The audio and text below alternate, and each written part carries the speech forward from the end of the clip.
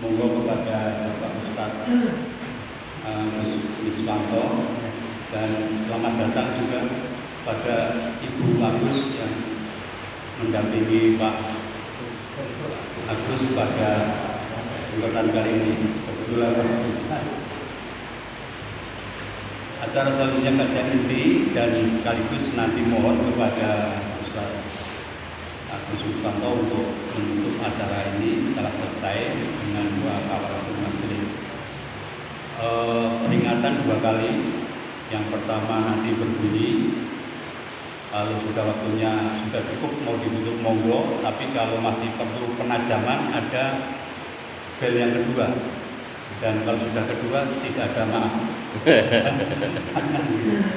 Saya kira demikian. Monggo nanti secukupnya dan ditutup dengan doa kafaratul majelis. Dari kami cukup. Terima kasih atas segala perjuangan semua pihak sehingga kegiatan ini bisa terlaksana. Bila berkenan saya, Assalamualaikum warahmatullahi wabarakatuh. Waalaikumsalam.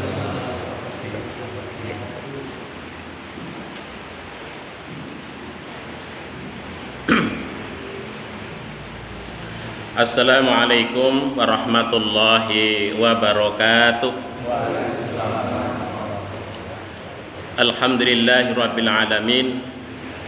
Nahmaduhu wa nasta'inuhu wa nastaghfiruh wa na'udzu billahi min shururi anfusina wa min sayyiati a'malina. May yahdihillahu fala mudilla lahu wa may yudlil fala hadiya lahu. Asyhadu an la ilaha illallah wahdahu la syarika lah wa asyhadu anna Muhammadan abduhu wa rasuluh. Allahumma shalli wa sallim wa barik ala Muhammad wa ala alihi wa ashabihi wa mawalah. La haula wa la quwwata illa billah, amma ba'd. Bapak-bapak, ibu-ibu, para bini sepuh ingkang kawula hormati, alhamdulillah segala puji dan syukur kita panjatkan kehadirat Allah Subhanahu wa taala atas segala limpahan nikmat yang Allah karuniakan kepada kita bersama. Alhamdulillah, walaupun malam hari ini dalam keadaan hujan, kita masih diberikan kekuatan iman, kesehatan, bisa melaksanakan sholat maghrib secara berjamaah. Alhamdulillah, ini nikmat yang begitu luar biasa, yang tidak setiap orang diberikan karunia nikmat yang semacam ini. Mudah-mudahan apa yang kita lakukan ini menjadi amal soleh kita, yang itu nantinya menjadi kunci bagi kita untuk bisa masuk ke dalam surganya Allah Subhanahu wa ta'ala. Kemudian sholawat serta salam mudah-mudahan tercurah kepada junjungan kita, Nabi kita Muhammad Sallallahu Alaihi Wasallam. Mudah-mudahan juga tercurah kepada keluarganya, sahabatnya, dan juga seluruh umatnya yang setia kepada sunnahnya. Bapak Ibu yang dirahmati oleh Allah Subhanahu Wa Taala, ini pertama kali ya.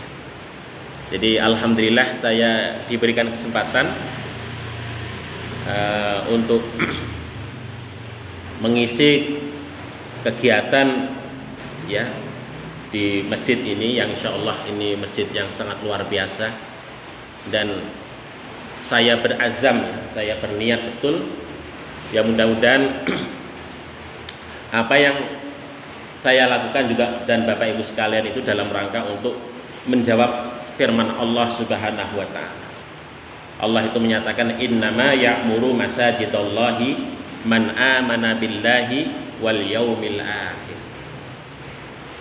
Sesungguhnya orang-orang yang memakmurkan masjid-masjidnya Allah itu tidak lain dan tidak bukan itu karena faktor keimanan kita kepada Allah Subhanahu. Mudah-mudahan kita semua adalah motivasinya karena itu semua begitu ya. Jamaah yang dimuliakan oleh Allah, jadi saya diminta untuk mengisi kajian tentang hadis ya. Saya suruh diminta pilih-pilih kitab apa yang mau dikaji. Ya, yang mudahnya Arba'in Nawawiyah itu, kitab yang sangat populer gitu ya. Dan itu sering dikaji juga itu, dan saya kira hadisnya itu luar biasa begitu. Dan itu juga menjadi pijakan amal kita bersama. hadis-hadisnya bagus-bagus begitu. Oleh sebab itu maka akan sangat bagus untuk kemudian kita telaah, walaupun kita mungkin sering mendengar, ya sering mengkajinya, tetapi untuk kita ulang lagi, ya, dalam rangka untuk memperkokoh pengetahuan wawasan kita terkait dengan sunnah Rasul Shallallahu Alaihi Wasallam. Nah, di dalam hadis arba'in yang pertama, Imam An-Nawawi Ad-Dimashqi itu mencantumkan hadisnya Umar ibn Khattab radhiyallahu anhu. Beliau dalam hadis ini diutarakan an Amiril Mukminin. Imam Ahmad An-Nawawi menggunakan gelaran Umar Umar ibn Khattab radhiyallahu anhu. Kalau saya baca di dalam sahihnya Imam Al-Bukhari nggak ada itu kata Amirul Mukminin buat waktu. Tapi Imam An-Nawawi menambahkan lafaz itu karena ini sebagai gelaran Umar ibn Khattab radhiyallahu anhu. Dan memang istilah Amirul Mukminin itu kan istilah yang memang sengaja dipilih khusus oleh Umar ibn Khattab radhiyallahu anhu. Ketika kalau saya baca sejarahnya ketika Abu Bakar As-Siddiq itu sebagai khalifah, itu kan gelarnya Khalifatul Rasul Sallallahu Alaihi Wasallam. Tetapi ketika Abu Bakar As-Siddiq meninggal dunia digantikan oleh Umar, itu kan Umar mendapatkan gelar menjadi Khalifati Rasulillah Sallallahu Alaihi Wasallam. Panjang. Beliau nggak mau dengan gelaran Khalifati Rasulillah Sallallahu Alaihi Wasallam buat umur. Maka beliau memilih gelaran itu adalah Amirul Mukminin. Nah, itu milih gelaran Amirul Mukminin untuk itu. Maka gelar Amirul Mukminin itu memang khusus disematkan kepada Umar ibn Khattab radhiyallahu anhu. Itu secara sejarahnya, historinya begitu Bapak Ibu sekalian. Kemudian Abi Hafsin ini kunyah bapaknya Hafsah. Hafsah, Siti Hafsah ya. Abu Hafsin, bapaknya Siti Hafsah. Garwanipun Kanjeng Nabi Muhammad sallallahu alaihi wasallam. Abi Hafsin Umar bin Khattab radhiyallahu anhu, yaitu Umar bin Khattab radhiyallahu anhu. Qala, dia berkata, sami'tu, aku mendengar. Nah, sami'tu itu adalah kalau dalam ilmu hadis Bapak Ibu sekalian itu adalah munawalah, istilah munawalah. Cara memberikan hadis dari satu generasi ke generasi yang lain. Yang disebut ini simai.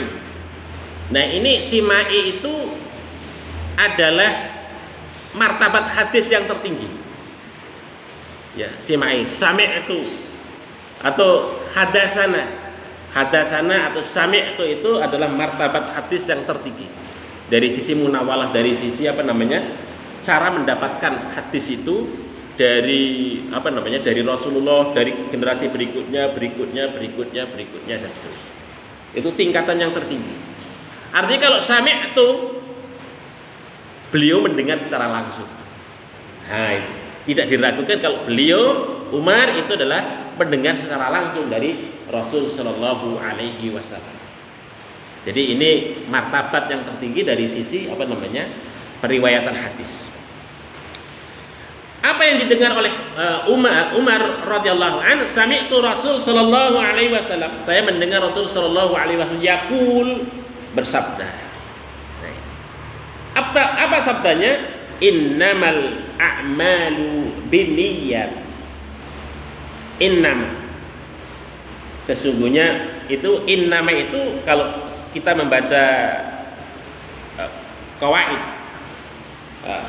al-lughah al-arabiyah gitu ya, itu adalah adatul hasr. Innama itu adalah adatul hasr, yaitu membatasi. Hanya, innama itu hanya, maksudnya membatasi. Karena apa? Karena ini al-a'mal itu kalau dalam kaidah usul fikih, al-a'mal itu segala sesuatu isim, kata benda, kalau diawali dengan al-ma'rifah di depannya itu menjadi setiap apa saja. Al-a'mal itu maksudnya perbuatan apa saja. Perbuatan apa saja masuk. Nah, begitu. Jadi maka ini disebut dengan am. Kalau ada isim diawali dengan al, maka itu menunjukkan bahwasanya isim itu adalah am, umum, bersifat umum. Al-a'mal maksudnya adalah amal apa saja. Nah itu, amal apa saja. Makanya kemudian amal apa saja di sini mencakup kalau dalam kajian kalau Syekh Utsaimin itu, saya membaca Syarah An-Nawawi yang ditulis oleh Syekh Utsaimin itu, beliau menyatakan adalah yasmulu, mencakup adalah amalan lisan atau amalan nutki, amal lisan. Kemudian yang kedua adalah amalul qalbi, amalan hati. Yang ketiga adalah amalul jawarih, amal perbuatan anggota badan kita. Itu kalau diklasifikasikan perbuatan kita itu ada 3 ini Bapak Ibu sekalian. Yang pertama adalah amalun nutki, amal lisan kita, perbuatan yang lahir dari lisan. Kemudian yang kedua adalah amalun qalbi, amal yang muncul dari hati kita, berupa rasa takut, rasa khawatir, tawakal, pasrah. Nah itu amalan-amalan hati. Termasuk juga hasud, dengki, iri hati, takjub, sombong. Itu kan amalan-amalan hati semua kan? Nah itu amalan hati. Dan yang ketiga adalah yang disebut dengan amalul jawarih, itu yang muncul dari perbuatan tangan kita dan kaki kita dan juga semua anggota badan kita yang yang lahir. Nah ini maka disebut dengan al-a'mal. Semua amalan itu, apakah amalan qalbi, amalan lisan, amal jawarih, anggota badan kita itu masuk dalam kategori al-a'mal ini. Setiap segala sesuatu yang muncul dari 3 hal itu maka masuk dalam kategori al-a'mal. Nah, itu al-a'mal. Makanya karena sifatnya umum itulah kemudian dibatasi. Innamal a'mal, hanya amal. Nah, itu maksudnya. Hanya amal yang bisa diterima di sisi Allah itu, yang dianggap di sisi Allah itu adalah apa? Binniyat. Amal yang disertai dengan niat. Nah, jadi al-a'mal itu sifatnya umum, kemudian dibatasi dengan innama. Begitu. Dengan innama, hanya amal yang bisa diterima oleh Allah itu adalah amal yang disertai dengan niat. Nah, ini kalau secara qawaid qawaid al-fiqhiyah atau qawaid usuliyah, atau kalau kita membaca qawaid lughawiyah begitu Bapak Ibu sekalian. Maknanya itu. Kemudian innama dan likulli imri'in dan setiap seseorang dari imro'un itu seseorang. Kalau perempuan itu imro'ah. Nah itu imro'ah. Likum limri'in, setiap orang itu tergantung dari apa yang dia niatkan. Maksudnya segala apa yang dia dilakukan oleh seseorang itu maka sangat bergantung dari apa yang ia niatkan. Kemudian Nabi Shallallahu Alaihi Wasallam memberikan contoh, faman kanat hijratuhu, faman dan barang siapa kanat hijratuhu, yang hijrahnya itu ila dunya, untuk dunia, yusibuha, yang didapatinya, atau ilamroatin, atau karena seorang perempuan, motivasinya itu yang akan dinikahinya itu, fa hijratuhu, maka hijrahnya itu ila ma hajra, yaitu apa yang ia niatkan hijrahnya itu. Nah, ini contoh Bapak Ibu sekalian. Jadi kalau dalam konteks faman kana hijratuhu itu adalah contoh dari kata dari al-a'mal itu ya. Al-a'mal itu yang kemudian itu tergantung kepada niat yang dilakukan oleh seseorang. Bapak Ibu yang dirahmati oleh Allah. Jadi kalau kita baca di dalam banyak hadis itu, Itu sebenarnya hadis ini banyak diriwayatkan oleh para sahabat yang lain di samping Umar bin Khattab radhiyallahu anhu. Hanya saja memang hadis-hadis yang diriwayatkan oleh Abu Sa'id Al-Khudri, Anas bin Malik, kemudian Abu Hurairah radhiyallahu anhu itu memang hadisnya itu ada, tapi dari sisi kualitas itu tidak lebih unggul dari apa yang diriwayatkan oleh Umar bin Khattab radhiyallahu anhu. Makanya kalau Bapak Ibu sekalian itu membaca kitab Sahihnya Imam Bukhari, maka hadis ini ditempatkan pada nomor 1 hadisnya Imam Bukhari dalam Sahihnya. Karena memang dari sisi martabat hadisnya itu begitu luar biasa tingginya. Nah, kemudian kalau kita baca di dalam Al-Qur'an banyak terkait ayat-ayat tentang niat menikah. Ya. Ini saya cantumkan di sini, ada dalam surat Al-Baqarah ayat 272, ada dalam surat Al-Fatah ayat 29, yang maknanya adalah tabtaghi ibtigha'an. Nah, ibtigha'an dalam rangka untuk mencari keridhaan daripada Allah Subhanahu wa taala. Artinya di sana adalah niat itu ya.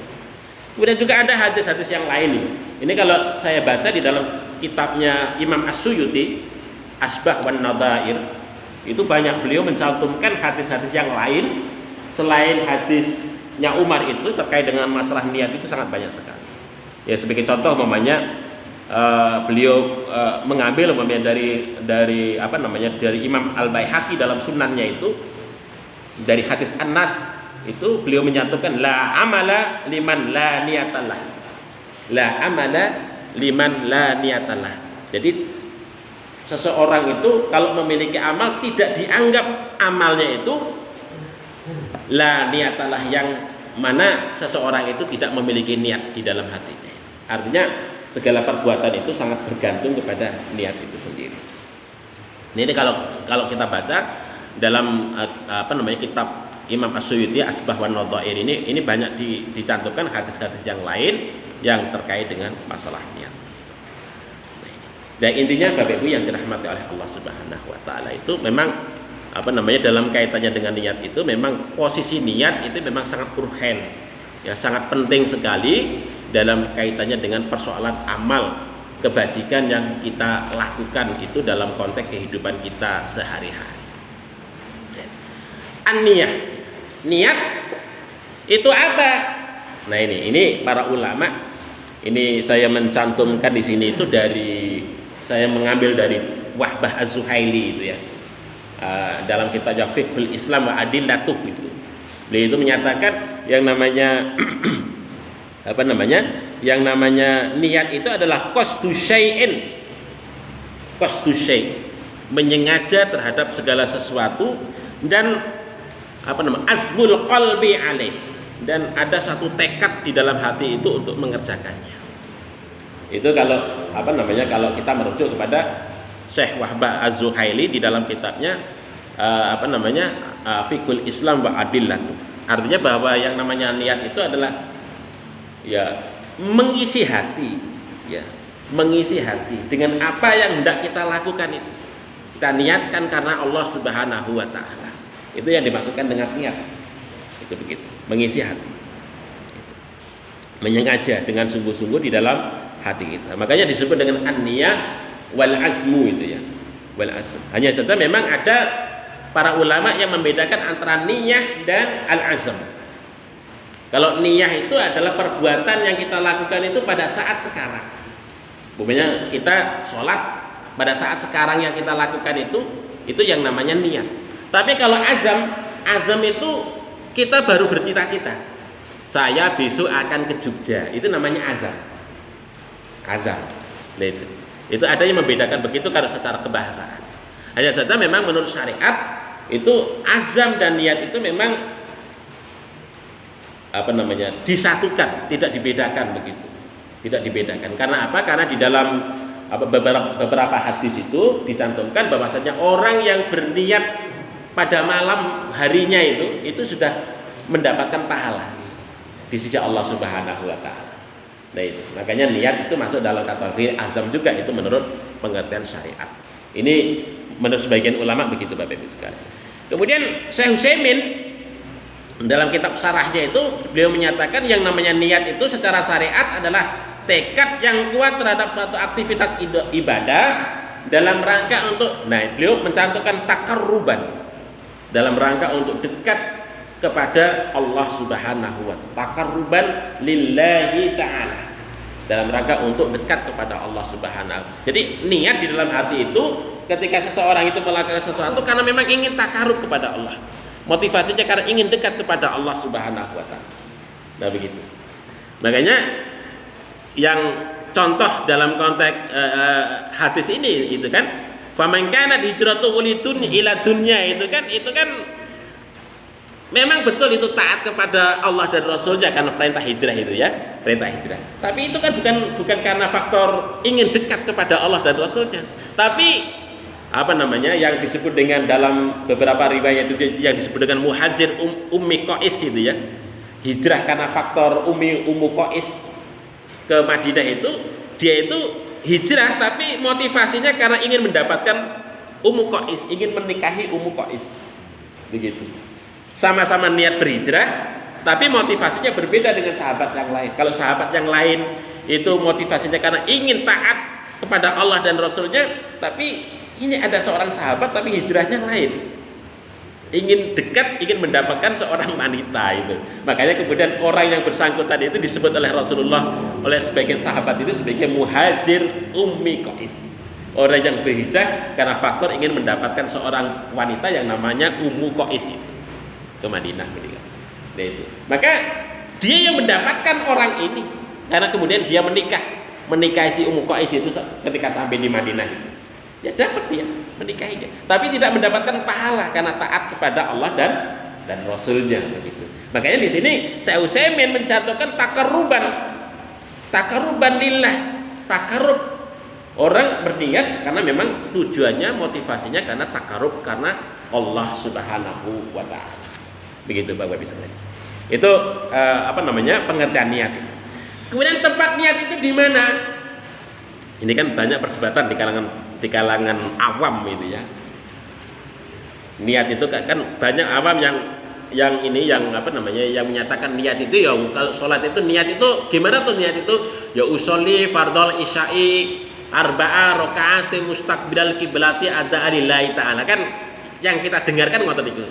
Coba lafalkan niat. Coba puasa niat puasa gimana? Padahal yang namanya niat itu menurut jumhur ulama, yang namanya mahallun niat ada al-qalbu. Ya, yang namanya mahalnya niat itu, tempat niat itu adalah hati. Nah ini kalau kita baca di dalam beberapa kitab fikih begitu ya, begitu. Ya sebagai contoh namanya Syekh Az-Zuhaili itu dalam kitabnya Al-Fiqhul Islam wa Aidilatul, dia menyatakan bahwa tempat niat itu adalah hati. Jadi tidak cukup orang itu melafalkan niat, apalagi kok kemudian mensyaratkan dengan lafaz, mentalafutkan niat itu yang tidak disertai dengan dengan niat yang ada di dalam hati. Jadi melafalkan itu enggak ada efeknya. Tapi yang benar adalah niat itu adalah letaknya di dalam hati. Nah, begitu. Bahkan ulama-ulama Malikiyah, mazhab Malikiyah itu menyatakan bahwasanya niat yang selama ini dipersepsikan dengan ditalafutkan itu tidak boleh dilakukan. Itu mazhab Malikiyah. Mazhab Malikiyah. Malikiyah menika dianut di Afrika Utara, kebanyakan Bapak Ibu sekalian, seperti Aljazair, Maroko, Tunisia, ya, Afrika Utara itu, dan sebagian Mesir, Niger, Afrika Tengah itu rata-rata ada Maliki, mazhab Maliki. Mazhab Maliki menyatakan itu sebagai sesuatu yang terlarang, tidak boleh dilakukan. Ketika niat itu ditalafutkan, umpamanya puasa, nawaitu soma godin an arda'in fardhi syahri ramadhana hadi sanati fardholillahi ta'ala, nggak boleh. Itu menurut mazhab Maliki. Dan kecenderungannya Muhammadiyah mengambil yang itu. Mengapa begitu? Karena begini, alasannya konkret Bapak Ibu sekalian. Karena yang namanya ajaran tentang niat dalam bentuk talafut itu satu tidak pernah diajarkan oleh Nabi Shallallahu Alaihi Wasallam. Itu yang pertama. Kemudian yang kedua, para sahabat juga sama, tidak pernah mengajarkan itu.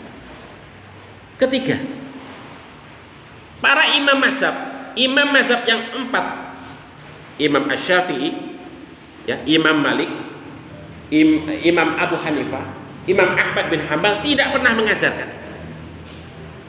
Tetapi muncul terkait dengan masalah niat itu adalah terutama di lingkungan Asy-Syafi'i, yaitu ketika terutama imam-imam mazhab yang belakangan, Imam Ar-Rafi'i, Imam An-Nawawi, itu yang jauh ke belakang sini itu baru memperdebatkan tentang masalah talafudun niyah itu.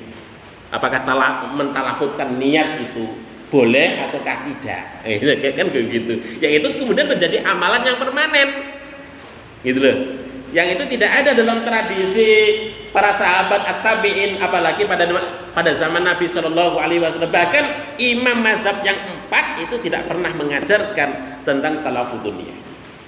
Bapak Ibu sekalian, kalau membaca umpamanya Imam Asy-Syafi'i kitabnya itu kan, boten wonten terkait dengan masalah niat, nggak ada dibahas kok. Kemudian niatnya sholat maghrib itu kok kemudian usolli fardhol maghribi, nggak ada.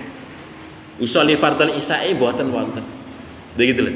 Itu kalau kita merujuk kepada mazhab-mazhab besar pada era klasik begitu Bapak Ibu sekalian. Sehingga perkembangan niat yang muncul dalam bentuk mentalafutkan niat itu belakangan. Ya, belakangan itu. Itu begitu Bapak Ibu sekalian, terkait dengan tempat niat. Kemudian fungsi niat itu apa? Bapak Ibu yang dirahmati oleh Allah. Jadi yang pertama itu ya, fungsi niat itu adalah untuk membedakan aktivitas adat dan ibadah. Di sini Imam Asy-Suyuti itu mencantumkan ya tentang salah satu fungsi daripada niat itu, yaitu untuk untuk membedakan, ya, untuk membedakan. Ya. Ini beliau menyatakan ini, minha tamyizul ibadati minal adati, membedakan ibadah dengan adat kebiasaan. Nah, gitu. Sebagai contoh kita Bapak Ibu sekalian, makan minum itu kan kebiasaan kan? Kebiasaan kita. Gitu. Nah, kebiasaan itu kalau kita lakukan nggak mendapatkan pahala. Tidur itu kebiasaan. Kalau kita lakukan nggak mendapatkan pahala. Tetapi kalau itu kita niatkan ingin mendekatkan diri kepada Allah Subhanahu wa taala. Umpamanya ketika kita makan dengan bismillah, ya, bismillahirrahmanirrahim dan seterusnya, itu niat dengan makan itu kita bisa kenyang, bisa kemudian bisa beraktivitas beribadah taat kepada Allah Subhanahu, itu menjadi bernilai beribadah, nilai ibadah. Nah itu tidur juga sama begitu. Jadi itu perbedaan posisi niat di kita, bagi kita sebagai umat manusia. Itu salah satunya begitu Bapak Ibu sekalian. Jadi salah satu fungsi niat adalah untuk membedakan mana yang adat kebiasaan, mana yang ibadah. Itu begitu. Kemudian yang kedua adalah membedakan antara ibadah-ibadah yang lain. Sholat zuhur, sholat asar itu kan benten ya. Sholat maghrib, sholat isya itu kan beda. Nah itu. Maka di sini posisinya pentingnya niat itu. Kalau kita sholat maghrib tetapi niatnya di dalam hati kok sholat isya, mboten sah niku sholatnya. Walaupun jenengan sholatnya 3 rakaat, tapi dalam hati itu berniat sholat isya, mboten sah sholat. Nah itu. Jadi itu untuk membedakan. Jadi mana posisi di antara ibadah antara satu dengan yang lain itu berbeda. Nah itu. Makanya ngerti Bapak Ibu sekalian, orang yang ngerti gitu kan. Ini sebagaimana yang diutarakan oleh Syekh Utsaimin, yang dimana beliau itu mengambil pemikiran dari ahli tasawuf. Beliau menyatakan ngeten iki. Ibadatu ahlil ghaflah adatun. Nah itu. Ibadatu ahlil ghaflah adat. Ibadahnya orang yang lalai. Ngerti lho? Orang yang lalai. Orang yang lalai itu apa? Ketika sholat ya wis berdiri tok. Orang ngerti maksudnya sholat yang penting imam takbir ikut takbir. Imam ikut rukuk ngoten niku. Ibadatu ahlil ghaflah adat. Bernilai adat saja. Maksudnya bernilai adat itu apa? Hanya menggugurkan kewajiban, tapi tidak mendapatkan pahala. Enggak mendapatkan pahala. Jadi ibadahnya ahli ghaflah, artinya orang yang hatinya itu lengah, enggak diisi dengan niat yang baik itu tadi karena Allah Subhanahu wa taala, maka segala aktivitas ibadah yang ia jalankan itu menjadi ada. Maksudnya adat itu apa? Ya segala ketoke yang ibadah, tapi hanya kebiasaan saja yang rutin dilakukan, tapi tidak mendatangkan pahala. Tapi kebalikannya, wa'adatu ahlil yaqdah. Wa'adatu ahlil yaqdah. Kebiasaannya orang yang mengisi hatinya, yaitu apa? Ibadatun, menjadi ibadah. Nah itu. Ini orang yang senantiasa terisi hatinya. Aktivitas apa saja diisi hatinya, ingin dekat dengan Allah Subhanahu. Tidur saja bernilai ibadah, makan bernilai ibadah, apalagi kok sholat ya bernilai ibadah. Tapi kalau ahlul ghaflah kan tidak, wong sholat saja lalai apalagi tidur, boro-boro mau dongo gitu. Boro-boro mau dongo, wong sholat aja lupa kok mau niatnya apa itu lupa kok. Ya itu loh. Itu perbedaan antara ahlul ghaflah dan ahlul yaqdah begitu. Nah ini maka posisi niat ini Bapak Ibu sekalian sangat penting sekali bagi kita. Jangan sampai kalau kemudian kita beramal tiap hari ketok itu luar biasa. Oh ternyata kita ghaflah. Enggak kita isi hati kita. Ya. Tetapi yang nampak itu perbuatan saja, tapi hati kita entah kemana begitu loh.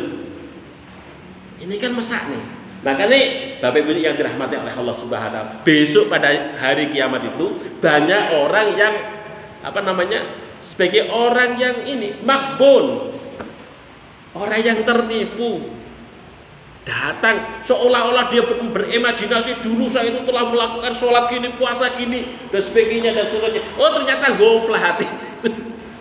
Bukan niat karena Allah, lengah. Nah ini. Karena apa? Aktivitas ibadah yang kita lakukan hanya menjadi kebiasaan saja.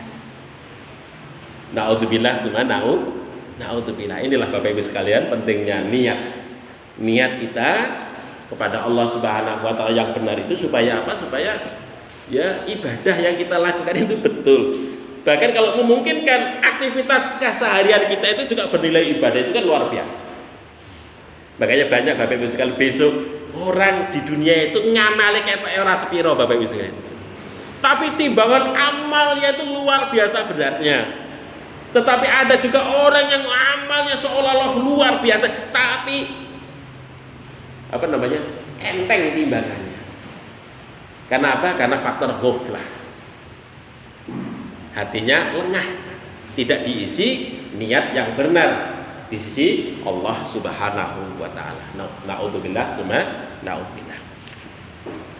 Kemudian syarat niat.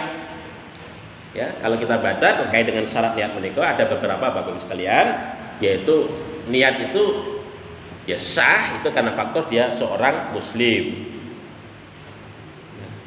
Niatnya orang kafir itu ora dianggap karo Gusti Allah. Walaupun dia itu sholat kafir, ora dianggap, ya, ora dianggap. Ya itu niatnya orang kafir ora dianggap. Maka syaratnya adalah keislamannya. Ya. Kemudian tamyiz. Ya. Tamyiz artinya orang yang sudah baligh. Anak kecil maka ya salatnya itu dianggap tidak sah. Tapi memang untuk pengajaran salatnya itu tidak dianggaplah begitu untuk pengajaran. Makanya kalau anak kecil sholat glowean ini wajar karena bukan sholat tenanan untuk pengajaran. Nah, itu Makanya Bapak Ibu sekalian, kalau ada anak kecil masuk ke masjid, rodok ramen, ngoten nggih mboten napa-napa, enggak usah dimarahi. Itu dalam rangka untuk pembelajaran, untuk takdib dan taklim untuk anak-anak itu. Karena apa? Anak kecil sholat itu memang belum dianggap sholatnya. Itu. Yang dapat pahala itu siapa? Orang tuanya ngajarinya itu. Ngajarinya sholat, ngajak masjid, anak itu belajar sholat, itulah yang mendapat pahala adalah orang tuanya, bukan anak itu. Karena apa? Karena dia belum mumayyiz. Itu mumayyiz. Hanya saja kemudian dalam konteks ibadah haji para ulama berbeda pendapat. Kalau anak diajak ibadah haji, maka dia dapat ibadah haji. Sehingga kemudian bisa dia tidak mengulangi hajinya itu ketika sudah dewasa, karena hajinya itu sudah dapat. Ini sebagian, itu jumhur ulama menyatakan begitu. Tetapi ada yang menyatakan yang lain. Sebagian kecil ulama menyatakan bahwasanya hajinya anak kecil itu juga tidak dianggap, hanya sebagai belajar biasa. Ketika dia dewasa, mampu, maka dia wajib mengulangi hajinya itu tadi ke tanah suci. Itu ada yang mengatakan begitu. Tapi jumhur menyatakan bahwasanya hajinya anak kecil itu masuk dalam kategori yang dianggap begitu. Kemudian yang ketiga adalah mengetahui terhadap apa yang diniatkan. Nah itu, ya ngerti meniatkan sesuatu itu ya harus dingerteni bahwanya kita niat mau sholat ya kok yang kita lakukan yang lain kan ya tidak sah itu. Jadi harus memahami tentang hakikat apa yang kita lakukan itu tadi. Maka disitulah pentingnya tentang mumayyiz itu tadi atau tamyiz itu tadi. Nah ini syarat-syaratnya terkait dengan masalah itu ya yang diungkapkan oleh Wahbah Az-Zuhaili. Kemudian kaidah-kaidah niat Bapak Ibu sekalian. Ini ada 3 kaidah ini yang saya kutip ini, yang saya ambil dari dari kitabnya ini Imam As-Suyuti Asbah wan Nadhair ini. Yang pertama, kaidah niat itu la sawaba illa biniyah. Nah itu. Tidak ada pahala kecuali dengan niat. Begitu. Tidak ada pahala kecuali dengan niat. Maksudnya apa? Artinya bahwasanya perbuatan yang kita jalankan, yang kita lakukan dalam kehidupan sehari-hari itu tidak mungkin akan mendapatkan pahala dari sisi Allah Subhanahu wa taala kalau kita tidak memiliki niat di dalam hati kita. Tidak kita niatkan di dalam hati kita. Nah, kalau kita kalau kita membaca tentang perdebatan di kalangan para ulama itu, kalau Imam Hanafi yaitu mazhab Hanafi itu kan niat itu syarat. Tapi kalau jumhur ulama Imam Asy-Syafi'i, Imam Malik dan Imam Ahmad bin Hambal itu menyatakan bahwasanya niat itu rukun. Begitu, rukun. Tapi kalau Imam Hanafi, Imam Abu Hanifah itu menyatakan bahwa niat itu sebagai syarat. Ada Imam Abu Hanifah menyatakan ada 2 itu syarat. Ada syarat kesempurnaan daripada ibadah, dan yang kedua adalah syarat sahnya ibadah. Nah, syarat kesempurnaan ibadah itu adalah dalam konteks ibadah yang bukan pokok. Ada ibadah yang sifatnya perantara. Tetapi niat itu menjadi syarat sahnya ibadah itu adalah untuk ibadah yang pokok. Ibadah yang sarana ini napa Bapak? Ibadah sarana ini itu adalah wudu, tayamum, mandi. Itu namanya ibadah-ibadah yang sifatnya sarana. Itu menurut Imam Abu Hanifah menyatakan bahwasanya niat untuk aktivitas ibadah dalam konteks wudu, tayamum, mandi, menghilangkan najis dan sebagainya itu sebagai niat menikah adalah sebagai syarat kesempurnaan. Nah itu syarat kesempurnaan. Artinya kalau aktivitas itu tidak ada niatnya tetap sah. Nah itu pendapatnya mazhab Hanafi ini tetap sah. Tetapi orang yang melakukan tidak mendapatkan pahala. Tapi wudunya, tayamumnya, mandinya dan sebagainya tetap sah. Bisa digunakan untuk melaksanakan sholat. Tetapi ketika dia melaksanakan wudhu, tayamum dan sebagainya, tapi dia tidak mendapatkan pahala. Nah, ini itu pendapatnya Imam Abu Hanifah dan mazhab Hanafi. Yang kedua, niat menika sebagai syarat sahnya ibadah pokok. Ibadah pokok niku napa? Satu, sholat, puasa, zakat, haji niku pokok. Ini ibadah pokok. Maksudnya ibadah pokok menika, kalau ibadah ini tidak disertai niat, maka ibadahnya ini tidak dianggap sebagai sah.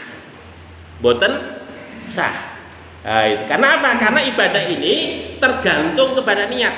Kalau tidak ada niat, maka ibadahnya tidak sah. Artinya kalau tidak sah, maka orang yang bersangkutan yang melaksanakan itu tidak mendapatkan pahala dan dianggap belum melaksanakan ibadah pokok menikah. Nah, itu menurut mazhab Abu Hanifah. Tapi kalau menurut jumhur ulama seperti Asy-Syafi'i, Imam Ahmad bin Hambal, kemudian Imam Malik itu menyatakan bahwasanya niat menikah adalah rukun. Rukun itu apa? Rukun itu adalah bagian dari perbuatan yang harus dilakukan. Ya begitu. Perbuatan yang harus dilakukan menjadi bagian itu sendiri. Kalau syaratkan sesuatu yang di luar perbuatan gitu. Di luar perbuatan. Nah itu. Karena rukun, maka jumhur ulama ini tidak membedakan antara aktivitas ibadah sarana dan ibadah pokok itu tidak dibedakan, tidak membedakan itu. Semuanya adalah harus dilakukan dan harus ada niat. Kalau tidak ada niat, maka tidak sah. Mandi, dengan mandi jinabat, orang pakai niat, nggak sah. Mau melaksanakan sholat, nggak iso, nggak bisa digunakan untuk sholat karena nggak ada niat. Jenengan wudu, walaupun sudah sudah lengkap itu, tapi nggak ada niat, wudunya boten sah, nggak bisa digunakan untuk sholat. Nah, itu. Karena apa? Karena rukun. Maka harus ada niat di dalam aktivitas menikah. Karena niat itu sangat berpengaruh terhadap perbuatan yang kita lakukan untuk untuk yang lain.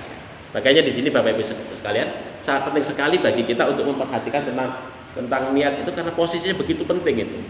Kalau kita nggak ada pas wudu kok orang enak apa-apa sedulur-sedulur itu nggak ada hati di dalam hatinya, nggak sah wudu kita itu. Untuk sholat kita juga nggak sah.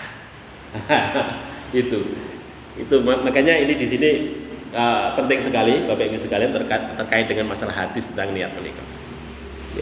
Kemudian kaidah yang kedua, al-umuru bimaqasidiha. Perkara itu bergantung pada motivasinya. Nah itu, pada motivasinya. Jadi yang dimasukkan di sini adalah ya tujuan yang kita lakukan terhadap aktivitas yang kita lakukan itu dinilai itu dari apa yang ada di dalam hati kita. Itu ya, di dalam hati kita. Makanya di sini ya disebutkan dengan al-umuru bi maqasidiha. Sebagai contoh Bapak Ibu sekalian. Ini contohnya simpel. Umpamanya jenengan sholat, tiba-tiba di belakang itu ada orang bertanya, hukum waris di dalam Islam itu ayatnya apa ya? Jenengan ngoco sambil sholat setelah Al-Fatihah itu, ya. Yusikumullahu fi auladikum lidzakari mithlu haddil unsayain, itu kan. Kan surat An-Nisa ayat 11, 12, 13, 11, 12 itu. Jawab jenengan sambil sholat, tapi jenengan ngucapke ayat menika, tapi maksud jenengan menjawab pertanyaan orang yang di belakang sana itu.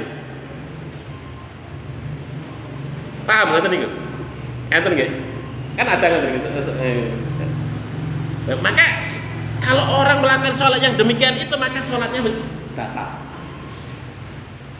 Pokoknya ada orang lagi datang ke kita masjid, Mas, jenengan berhasil, jenengan Maca alhamdulillahilladzi ya. Kan ada ayat Al-Qur'an yang bunyinya alhamdulillah itu kan. Alhamdulillahilladzi khalaqa apa? Khalaqa dan seterusnya itu. Maka kalau kita sengaja membaca ayat yang demikian itu dalam rangka untuk bersyukur bukan karena faktor sholat itu, maka sholat kita menjadi batal. Kenapa? Motivasi kita itu bukan membaca ayat itu untuk sholat itu, karena motivasi kita itu membaca ayat di dalam sholat itu untuk menjawab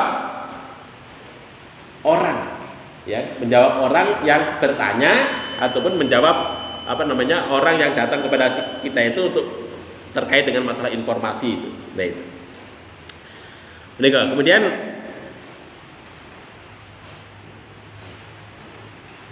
contoh yang lain dalam kaitannya dengan muamalah. Contoh yang lain. Pokoknya jenengan nemu barang, namanya lukotoh ya, barang temuan, nemu neng tengah jalan, nemu, tapi motivasinya nemu itu dalam rangka untuk memiliki, Bapak Ibu sekalian. Nemu barang, motivasinya untuk memiliki itu. Maka kita menjadi berdosa. Tetapi kalau kita nemu barang, tapi motivasinya dalam rangka untuk mengamankan barang itu untuk kita kembalikan kepada pemiliknya, maka itu kita mendapatkan pahala. Itu sama-sama mengamankan deh. Sama-sama mengamankan, tapi motivasinya yang satu ingin memiliki barang temuan yang kita temu itu, tapi yang satunya adalah dalam rangka untuk mengamankan barang itu untuk kita kembalikan kepada pemilik. Itu beda. Makanya kalau yang satunya, kalau yang nemu ingin memilikinya itu tadi, ketika barang itu rusak di tangannya, maka dia berkewajiban untuk mengembalikan secara utuh barang itu kepada pemiliknya. Tapi yang satunya, Bapak Ibu sekalian, ketika nemu motivasinya itu ingin mengamankan saja barang itu dikembalikan pemilik, kok rusak di tangan dia sebelum dikembalikan pemiliknya itu kok orang ketemu, rusak di tangannya, maka dia tidak berkewajiban untuk mengembalikan barang itu. Beda ya dikit ya. Nah itu. Maka ini niat yang benar itu akan berimplikasi yang luar biasa itu. Tapi kalau niat yang keliru di dalam hati kita itu, walaupun itu barang temuan loh ya, nggak jelas pemiliknya itu tadi, karena motivasinya ingin memiliki itu, itu bisa luar biasa. Gitu. Nah itu salah satunya contoh berikut. Ya. Kemudian yang terakhir berikut. Ya, kaidah yang terakhir, al-ibrah fil uqudi lil maqasid wal ma'ani la lil alfadi wal mabani. Yang menjadi pertimbangan dalam akad itu adalah motif dan pengertian, bukan pada lafalnya. Sebagai contoh kita Bapak Ibu sekalian, jenengan dugi teng rental mobil. Mas, saya besok mau pinjam mobil jenengan sehari saja. Oh iya, minjem ya. Kalau minjem kan pada umumnya kan orang pakai duit. Tapi ini datang ke rental, maksudnya itu apa? Nyewa. Maksudnya adalah nyewa. Begitu loh. Itu maksudnya adalah lafalnya itu pinjam, tapi yang dimaksudkan itu adalah nyewa. Itu. Makanya yang dianggap dalam konteks muamalah yang demikian itu adalah maksudnya, bukan lafal yang diucapkannya itu tadi. Maka di sini ada satu kaidah itu tadi, yaitu al-ibrah fil uqudi lil maqasid wal ma'ani, ya, lalil alfadi wal mabani. Kan banyak Bapak Ibu sekalian terjadi tadi dalam konteks kehidupan sehari-hari kita. Sebagai contoh, pedagang sama pedagang, yuk barangnya tak gowo yo. Tak gowo. Maksudnya apa? Saya beli. Ya kan? Di bawah saja kan. Kalau dalam kehidupan sehari-hari di bawah saja, apakah itu diminta ataukah dibeli kan enggak. Tapi kalau sesama pedagang, maksudnya saya ambil, saya bawa, maksudnya dibeli, begitu. Nah itu maksudnya begitu. Jadi dalam konteks muamalah itu yang dianggap itu bukan bentuk lafalnya, Bapak Ibu sekalian, tapi maksud daripada lafal itu. Nah itu niat ya. Jadi macam-macam bentuknya itu kalau kita baca di dalam kitab-kitab fikih Islam menika. Ya artinya kalau kita semakin membaca menika Bapak Ibu sekalian, insya Allah semakin banyak wawasan dan pengetahuan kita tentang bagaimana aplikasi niat itu dalam kehidupan sehari-hari kita itu. Baik itu dalam konteks ibadah, baik itu dalam konteks muamalah ataupun yang lainnya. Ya, yang intinya apa niat itu ya? Intinya bagi kita sebagai orang yang beriman itu adalah mengisi hati kita itu dengan niat yang benar, terutama dalam kaitannya dengan ibadah itu. Atau segala aktivitas yang kita lakukan itu dalam rangka untuk takarub kepada Allah Subhanahu wa taala. Mungkin begitu Bapak Ibu sekalian yang saya sampaikan, ada kekhilafan mohon maaf ya. Omongan saya ngoten niku Bapak Ibu lompat-lompat ngoten nggih. Mudah-mudahan nggih panjenengan nggih paham ngoten nggih. Terima kasih. Marilah kita akhiri majelis kita itu dengan sama-sama membaca doa kifaratul majelis.